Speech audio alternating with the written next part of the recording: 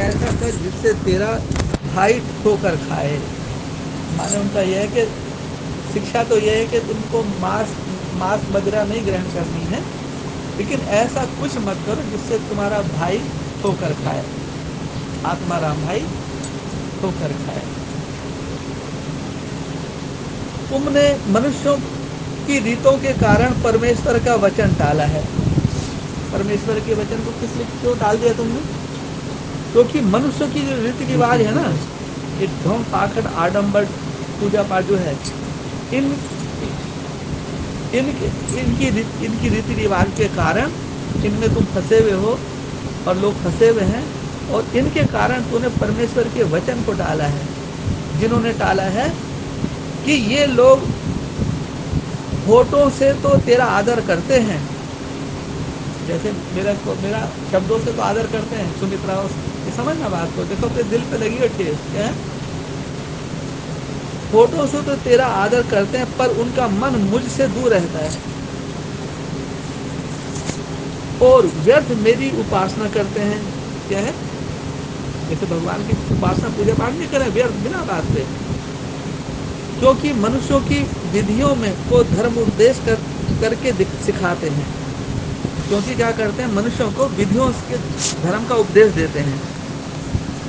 उसने उत्तर दिया, हर पौधा जो मेरे पिता ने, स्वर्गीय पिता ने, जो मेरा पिता है, जो स्वर्गीय पिता है, जो स्वर्ग का मालिक है, कौन है?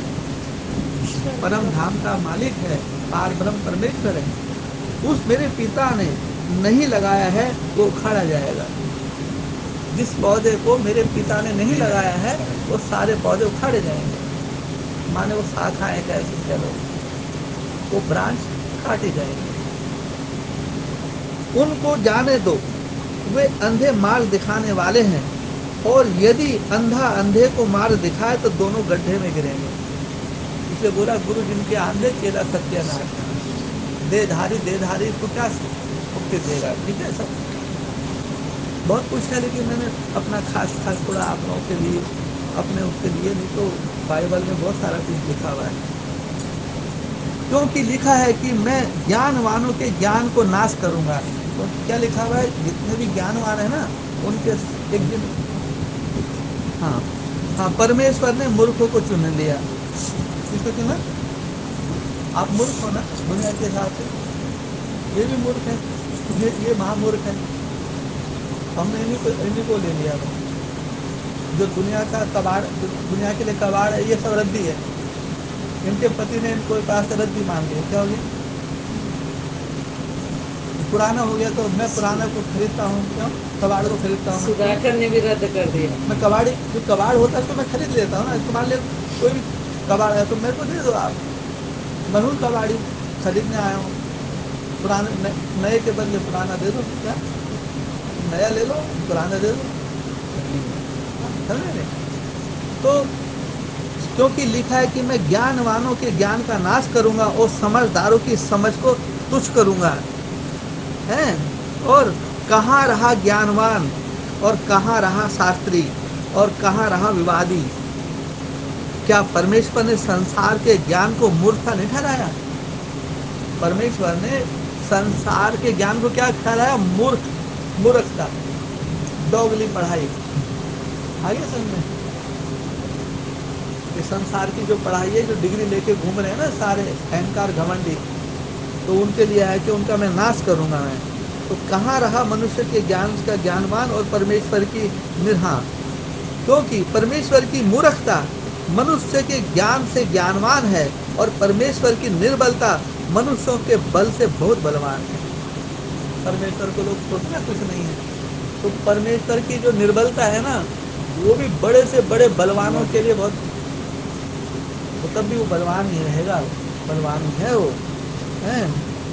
हे भाइयों, अपने बुलाए जाने को तो सोचो। हे भाइयों, अपने आपको बुलाया है, अपने बुलाया, आ जाओ इधर। अपने बुलाने वालों, बुलाए जाने को तो सोचो कि न शरीर के अनुसार, कि यहाँ हमने शरीर नहीं देखा आप लोगों का, कि तुम्हारी घड़ी भी देखी है, अभी भी देखी है, या तुम्हारी पढ़ाई लिखाई देखी नहीं, तुम्हारे शरीर को नहीं देखा।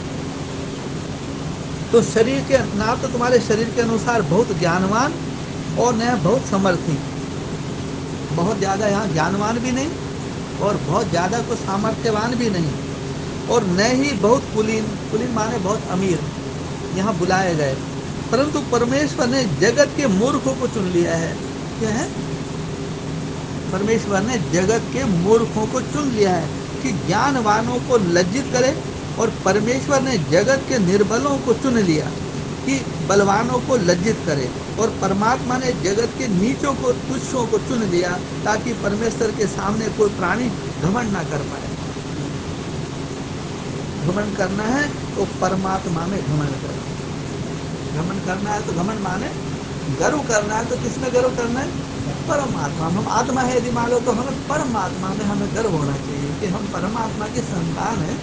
कितनी बड़ी बात हो गई, जिसको आप लोग ढूंढ रहे थे और वो कह रहा है कि तुम मेरी संतान हो, बस मेरे को स्वीकार करो। तुम आत्मा हो और मैं तुम्हारा पिता हूँ, यही ना।